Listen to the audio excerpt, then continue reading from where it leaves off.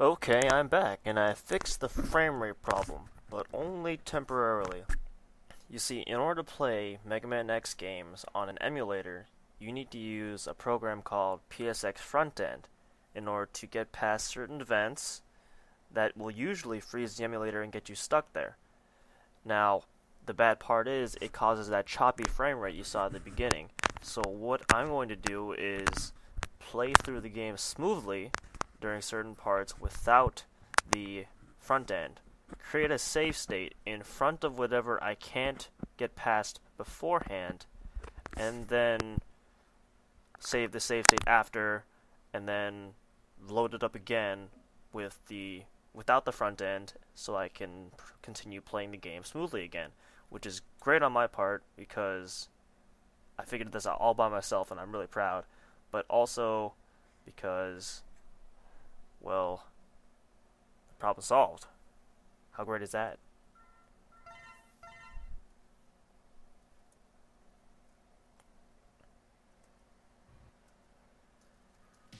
We've already gone through this.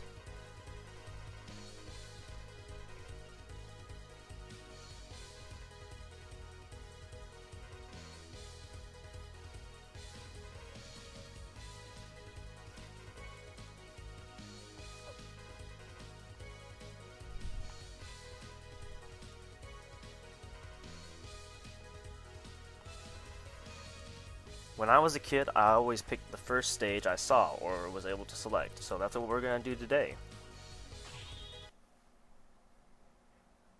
Heck with it, I'm probably still a kid.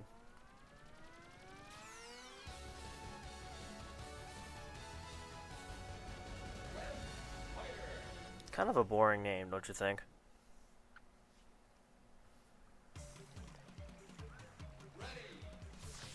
Yeah, look at that smooth gameplay. It's not lagging at all.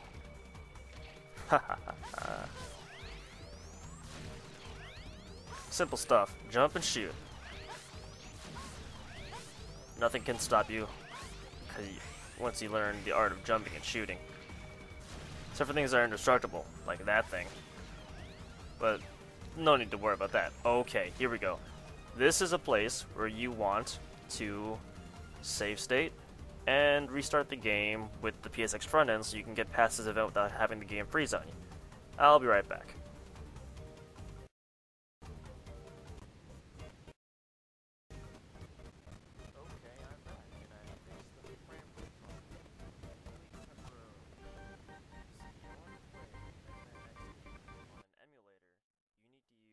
Program called PSX Frontend in order to get past certain events that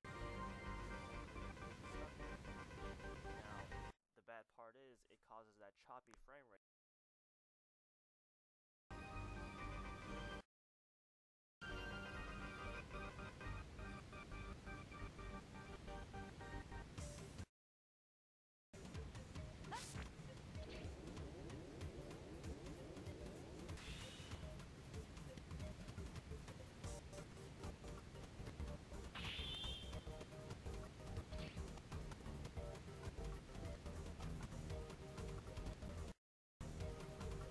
And we are through that. And we are through. And we are through that mess, that garbled frame rate mess. Now, I'm not gonna have that little thingy on the top right that says 60 all the time. It's just for this one time, so I can show you why I can't just, play the game without the front end. Because if I didn't have the front end, I wouldn't be able to get those boot parts. Any cinematic cutscene that involves dialogue is programmed in the PSX emulator to freeze. And when I say programmed, I mean it's not like able to do anything. It's not able to process, hey, we're done, let's move on. It doesn't do it. It freezes up and you're stuck there forever unless you restart the thing with front end. Okay, back to normal stuff. Like he said, like Dr. Light said, double jump to hold yourself in the air with these jet boots. You can also move around with the jet boots, but the point is to stay still. Because if you stay still, you will be in the air for a lot longer than if you move around. Hover boots are there to hover, not glide. That would be called glide boots. And that's not for a long time. And when I say a long time, I mean not in even this game. The logs might give you a little trouble. Kinda messed me up at the first time.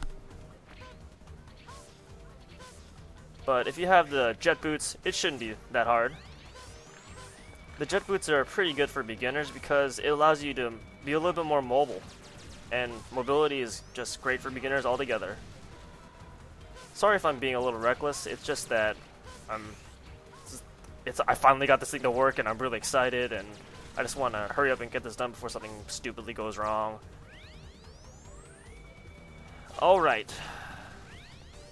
These guys can also spin their weapons and it'll deflect your shots. Like that. Like that. Typically before you reach a new area, you'll find a little wall that you have to destroy. Not quite sure why it's there, but hey, whatever. Oh man, that background is so complex it's causing the thing to lag again. So far we haven't had much of Mega Man doing anything besides jumping and shooting, which is not bad, it's just that, well, you can do so much more in the game. You'll see what I'm talking about later when you actually get powers. And more armor parts. Yeah, I shouldn't be complaining. We had jump and shoot, but now we have jump, dash, and shoot. Notice how that thing said R for Rebel Force earlier? Didn't I shoot those in the beginning of the intro stage? Doesn't that mean that the Rebel Force was attacking, you know, the base? Because, I mean, they were there during all the chaos and there weren't any other robots fighting it, so obviously they were in on the action. So, I mean, does that mean Rebel Force was, you know, totally guilty in what they were doing? They were actually attacking the base? I don't know. All I'm saying is those bees were there, and those are evil bees. They're obviously evil. These snakes, if they see you from above, the light will flash and fall down on you. Not too much to worry about, and you probably won't notice it the first time around. The webs hurt when you touch them, but there's one exception. The webbing itself doesn't hurt you, but the spiders do. Another thing I haven't covered in this game is heart containers.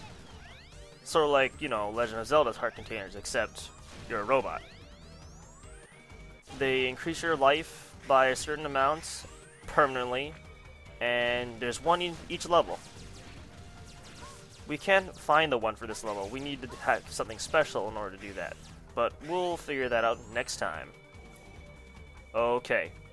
Now, guess what I need to do? I need to play this at a choppy frame rate. Yeah, I know. Not too good.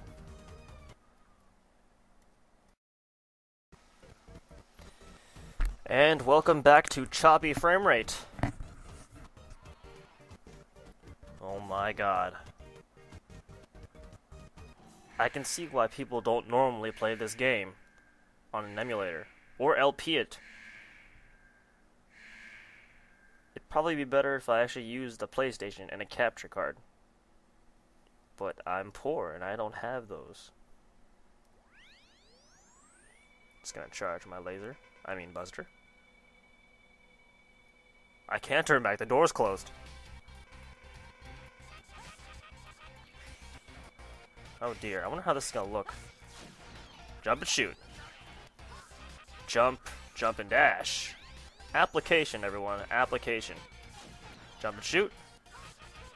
Jump and dash. That's all you gotta do for this guy, really. Well, at least until a certain point. If the webs hit you, they'll hold you in place and suck the life out of you. Not too comforting. But, I mean, it's a pretty easy boss. Just jump and shoot. That's all you gotta do. Just jump and shoot, man. Oh dear. Man, those leaves are causing such a bad frame rate. You can see the frame rate. It's just going everywhere. It's going crazy. I mean, okay, I think it's stuck at that frame rate right now, but I wish it's just stayed put. I'm afraid I'm not doing the game justice because the music isn't like carrying across in like the most pivotal moment, which would be the boss fight, but who knows how this will turn out. Oh, here we go. Now when he gets to half health, he will create a giant web and no longer play that easy game of, oh my god. I might just stop playing this. I might stop the LP. I might wait until I have a PlayStation and a capture card to do this. That might be what I have to do, because I just can't do this. I mean, Web Spider's an exception because he causes this to happen, and there's a lot of objects on the screen. So the other Robot Masters might not be much of a problem. But if this keeps going on, I'm going to have to stop and just wait until I get something better, like a PlayStation and a TV, because I can't do anything about this.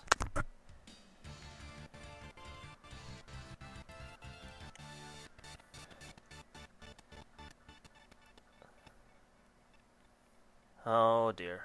Oh dear God.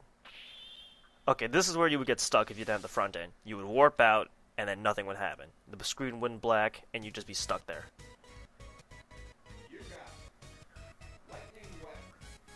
If you're new to this concept of Mega Man X games, or Mega Man games in general, when you beat a guy, you get their weapon. In this case, we get the Lightning Web. Fires a spider web with a charge of electricity, and can be used to attack, wall jump, or double jump. Now, it doesn't really mean, it's not necessarily double jump, it's more like it's a temporary wall you can just jump off of. And after you jump off it, it disappears, so you can't jump off it again. Hell. Okay, we got through it. We beat the first boss, and got some boots that are made for dashing. We'll see you guys next time. I hope.